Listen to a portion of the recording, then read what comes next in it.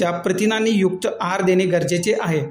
विशेषतः लायसिन आणि मिथिओनाइन यासारख्या आवश्यक अॅमिनो आम्लांवर लक्ष केंद्रित करणे तसेच खाद्यमात्रा पूर्ण देणे आणि चांगल्या गुणवत्तेचा देणे आवश्यक आहे।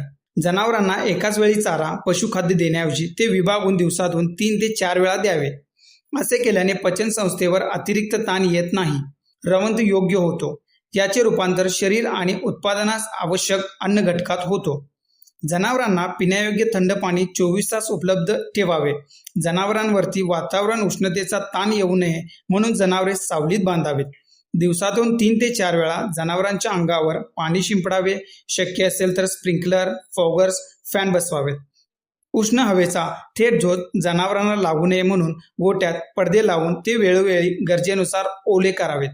जनावरांना शांत बसून पूर्ण रवंथ करता येईल अशी पुरेशी आरामदायी जागा जनावरांना उपलब्ध करावी।